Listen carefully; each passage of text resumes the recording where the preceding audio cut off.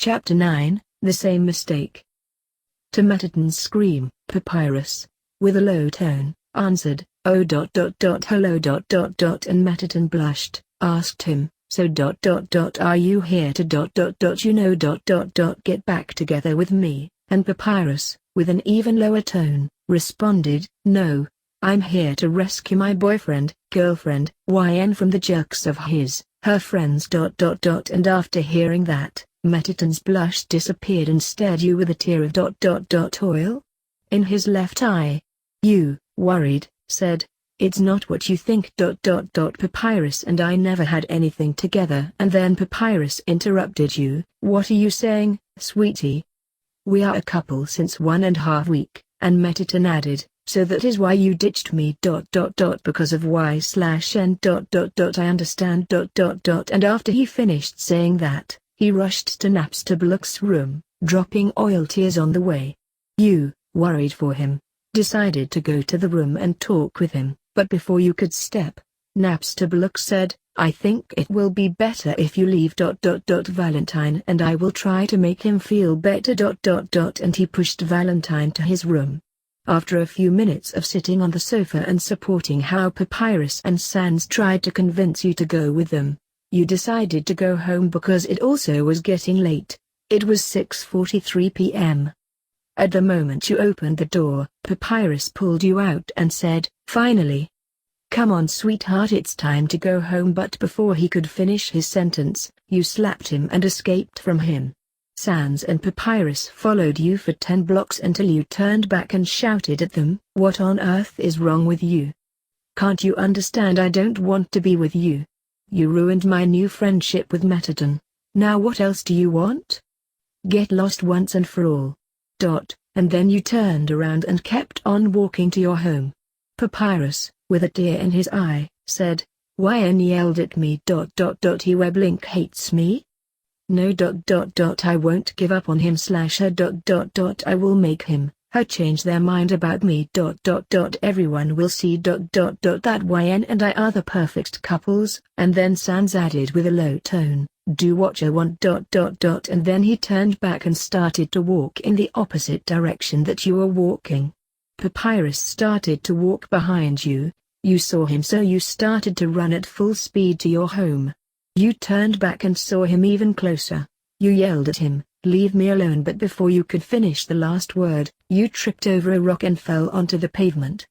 Unfortunately, in the fall, you broke your left arm. Distracted by that, you didn't notice that a car was approaching at full speed. Papyrus immediately shouted, "YN, move out the way. A car is going to run over you," and at that moment you saw the car, that it was 2 meters away from you. Suddenly, Papyrus threw himself to save you. Fortunately, he did it. The car continued his road at the same speed as before. Even so, you could read its patent. A framer it was.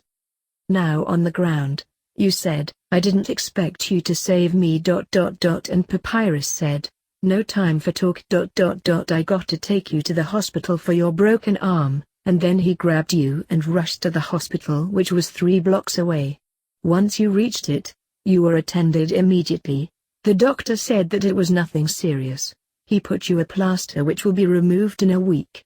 After that, you came out of the hospital. Papyrus, relieved, offered himself to carry you home, which was 20 blocks away. You, a little ashamed, accepted, and then Papyrus lifted you and put you on his shoulders and then said, "Well, it's time to finally go home. Now he," and after that, he grabbed your legs tightly and rushed in direction to your home. At that moment, like a very long time ago, you felt safe. In almost 30 minutes, Papyrus reached your home. He put you down. You said, "Thanks, Papyrus. I feel sorry for what I said before. I thought you were like Undyne. But you are not." With a smile, Papyrus responded, "Never mind about the. I'm glad you're alive. And then you chuckled a bit. After that Papyrus added, "I would never forgive myself if I committed the same mistake twice. And then Papyrus started to cry. You suddenly remembered that Frisk died in the same way you were going to. and also that she was with Papyrus at that moment. You hugged Papyrus, who was still crying, then he hugged back. As he hugged you, he said, "I promise I will protect you. I will never let you get hurt. I promise." And then you said, "I love you. And he answered, "I love you too. More than you can ever imagine." And after that he let you go. You started to slowly walk to your home while waving your not broken arm to Papyrus. Then you came in. As your parents saw the plaster, they asked you what happened, and then you told them the story. After 30 minutes of asking and answering, you went to bed, without brushing your teeth because you were too tired. You jumped carefully to your bed and in a few seconds, you fell asleep.